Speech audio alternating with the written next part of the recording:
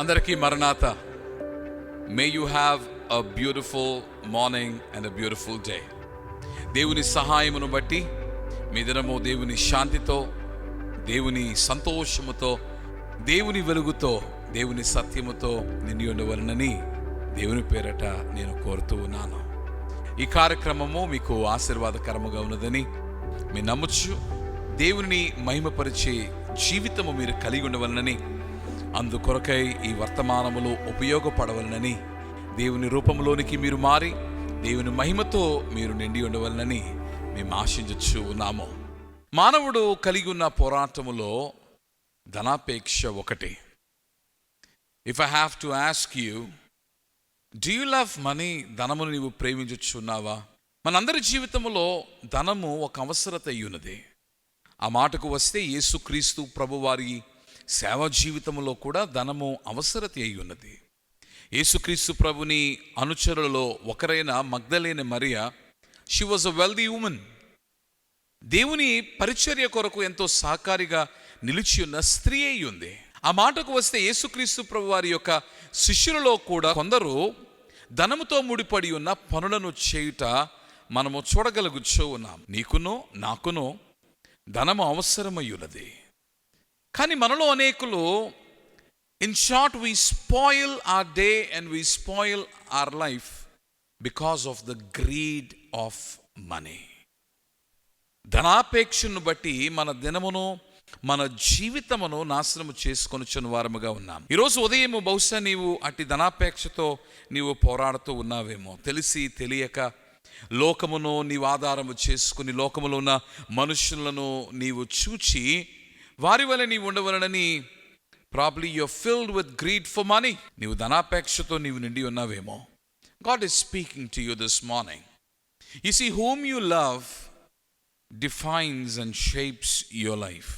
నీవెవరిని ప్రేమిస్తూ ఉన్నావో వారు నీ జీవిత దిశదశలను నిర్దేశించగలిగిన శక్తి, సామర్థ్యత కలిగిన వారుగా వారు ఉన్నారు. దేవుని యొక్క వాక్యములో మత్తయి సువార్త 6వ అధ్యాయము 24వ వచనములో ఈ మాటను మత్తయి రాయిచు ఉన్నాడు. ఎవడును ఇద్దరు యజమానులకు దాసుడుగా నుండనేరడు.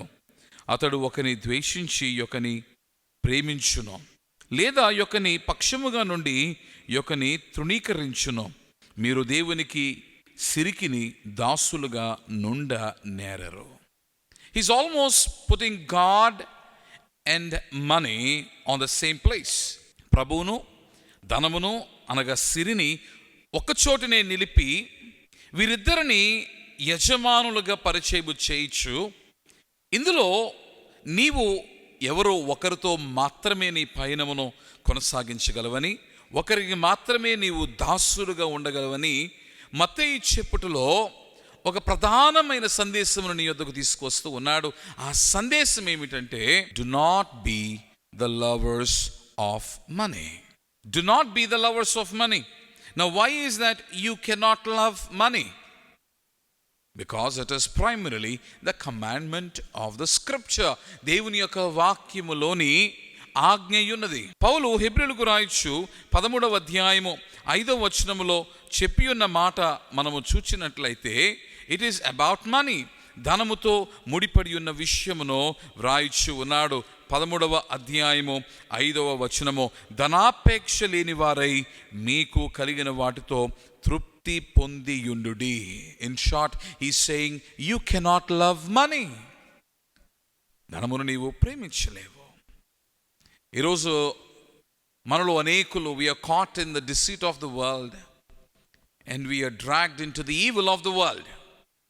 లోకంలో ఉన్న దుర్మార్గతకు బలి అయిపోతూ ఉన్నాము, దుర్మార్గతలోనికి జారిపోతూ ఉన్నాము. కారణం ఏమిటంటే, యువర్ లవ్ ఫర్ మనీ. దేవుని యొక్క వాక్యము తిమోతికి పౌలు రాసి ఉన్న మొదటి పత్రికను నీవు చూచినప్పుడు, మొదటి పత్రిక 6వ అధ్యాయములో 10వ వచనములో ఈ రీతిగా వ్రాయిచు ఉన్నాడు. 6వ అధ్యాయము 10వ వచనములో, ఎందుకనగా ధనాపేక్ష సమస్తమైన కీడులకు మూలము. కొందరు దానిని ఆశించి విశ్వాసము నుండి తొలగిపోయి నానా బాధలతో తమ్మును తామే పొడుచుకొనిరే. He's explaining that they went to the extent where they're killing themselves. ఈ ధనాపేక్ష వారి ప్రాణమును అంతము చేయులాగున వారిని మార్చివేసింది. దేవుని యొక్క వాక్యములో పాత నిబంధనలో గెహాజీ అని ఒక వ్యక్తిని మనము చూస్తాము. గెహాజీ 2వ రాజుల గ్రంథం 5వ అధ్యాయము 17వ వచనము నుండి నీవు చూచినప్పుడు ఆ గెహాజీ కథ మీరు చూడవచ్చు. అతడు ధనాపేక్ష కలిగిన వాడై కోరుకొనని రోగమును కలిగి ఉన్నవానిగా మారిపోయాడు. క్రొత్త నిబంధనలో యూదా ఇస్కరియోతు యేసుక్రీస్తు ప్రభును ధనము కొరకై అప్పగించి చివరకు తన ప్రాణమును తానే తీసుకున్నాడు. ఈరోజు లోకములో ఎందరో ఈ ధనాపేక్షకు చిక్కిన వారై తమ జీవితమును వారు నాశనము చేసుకుంటూ ఉన్నారు. While money is a necessity, సొమ్ము ధనము అవసరత అయి ఉండగా దాన్ని వాడుకునండి, కానీ దానికి దాసులుగా మారకండి. సొమ్మును అనగా సిరిని వాడండి, కానీ దానికి మీరు దాసులుగా మారకండి. But rather be the servant of our God. మన దేవునికి దాసులై ఉండండి. కారణము He shall supply all our needs. దేవుని యొక్క వాక్యం చెప్తూ ఉంది, నీ ప్రతి అవసరతను తీర్చగలిగిన వాడు ఎవరనగా నీ దేవుడు. I don't know whatever is your need today. నీ అవసరత ఏమై ఉన్నదో నేను ఎరుగను, కానీ when you serve your God and make him the master upon your life, నీ జీవితముపై అధిపతిగా యజమానునిగా దేవుని నీవు నియమిస్తే నీ ప్రతి అవసరతను దేవుడు తీర్చగలడు. ప్రార్థన చేసుకుందాం. ప్రభువా, నిన్ను ప్రేమించడం మాత్రమే కాక నిన్ను మా జీవితముపై అధిపతిగా తండ్రి నిలపగలిగిన తండ్రి నిర్ణయము మేము తీసుకొనలాగున మాకు సహాయము చేయము.